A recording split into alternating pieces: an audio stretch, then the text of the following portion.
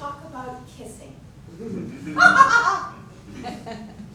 To do it, I need to talk about rape. I'm sorry if that makes you uncomfortable, but it's part of what I need to talk about, because I was raped by a minister, and it negatively affected my experience of much of my life, but not of kissing. Kissing stayed safe and good. Rape is shocking, cruel, horrific. Kissing is tender, pleasurable, delightful. There's elements of all this in this story, and healing. There's a lot of healing. So here goes. I haven't been kissed in a long time, and I'm talking romantic kisses, on the lips, not a friendly peck on the cheek. I've had some of those. From my mother the last time I visited her in Massachusetts. It barely touched my cheek and lasted less than an instant. From my friend Larry on his recent visit to LA, although his kiss on the cheek was more a smooch than a peck.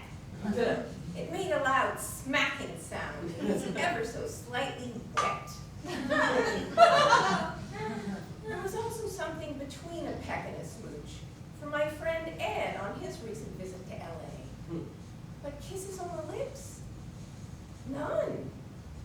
Unless you count the kiss on the lips a woman teacher of mine stole from me in a quick move when I went in the box.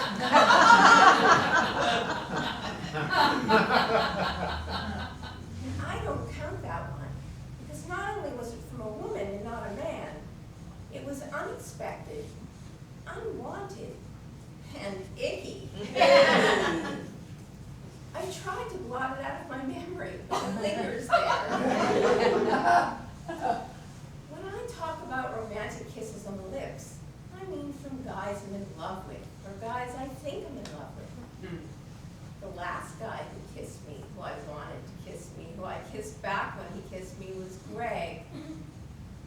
And that was in 1996. Yeah, I know! That's 20 years, but that's how my life has gone. I've had many crushes since then, but no romance. My romance with Greg was destined to end almost before it even started. For one, it was when I was in the UCLA psychiatric outpatient program.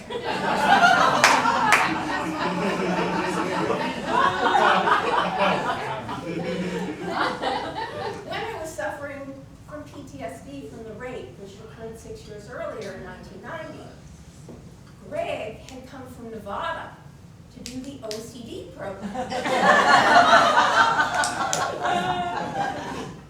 We were not even supposed to get involved, but there was no signed contract for non-fraternization between patients.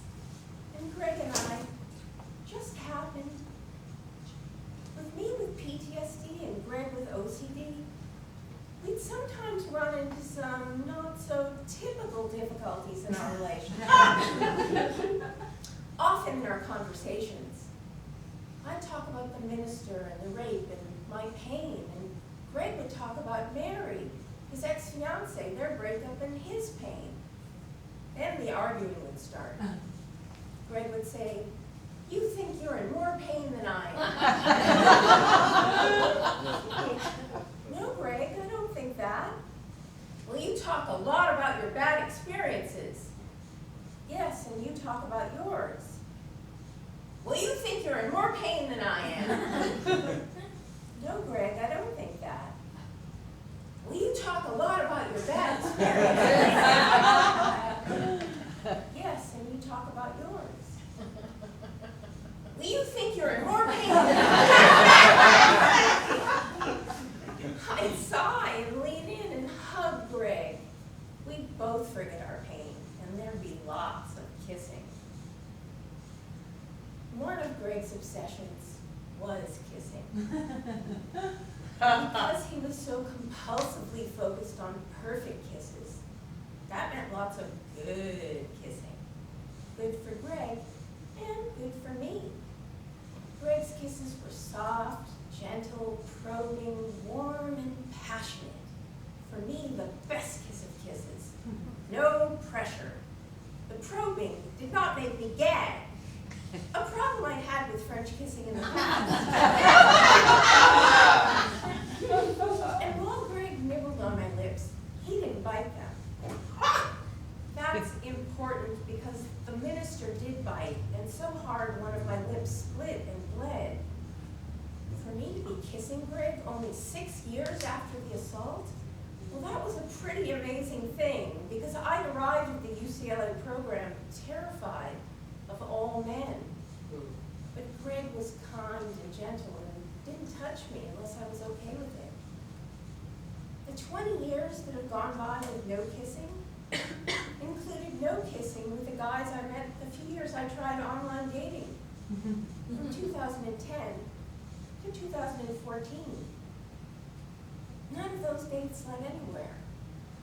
Of course they didn't. I was still afraid. I've never had a good sexual experience. By that, I mean I've never had a good sexual experience.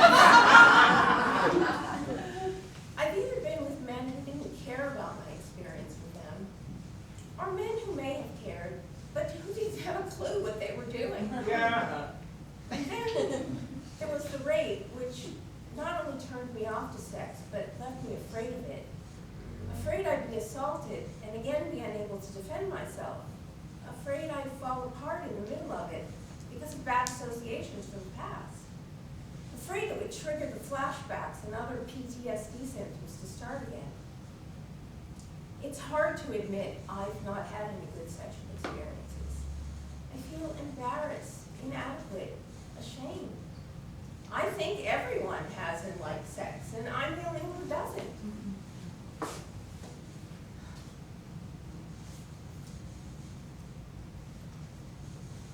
Well, I know that's not true.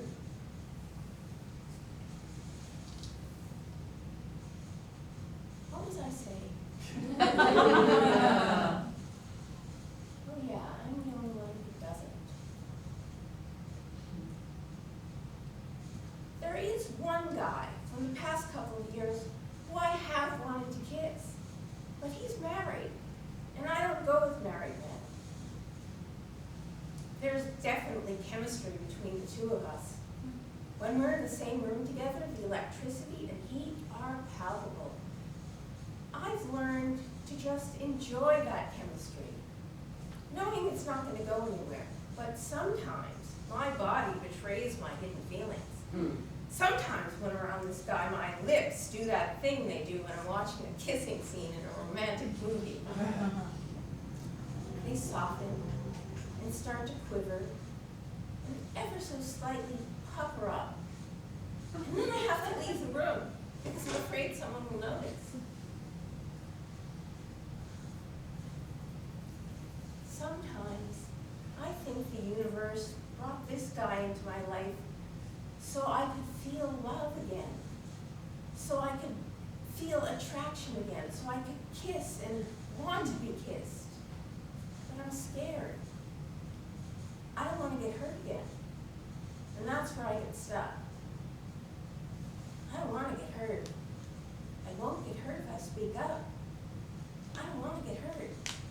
I won't get hurt if I speak up. I don't want to get hurt. It's like one of those conversations with Greg.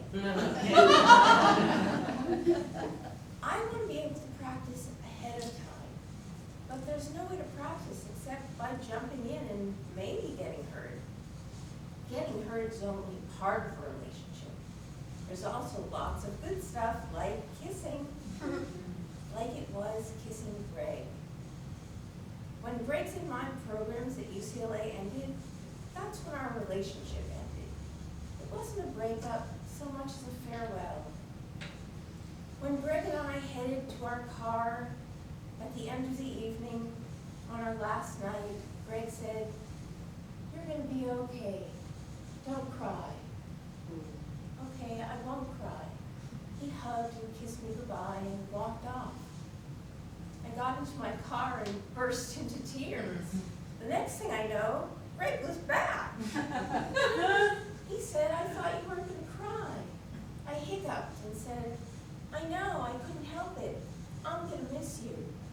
I'm going to miss you too. And he kissed me, a long kiss, filled with love, sadness, and hope. I'm going to be okay. Yes, you will, and so will I. He kissed me again and said, I'm going to go now.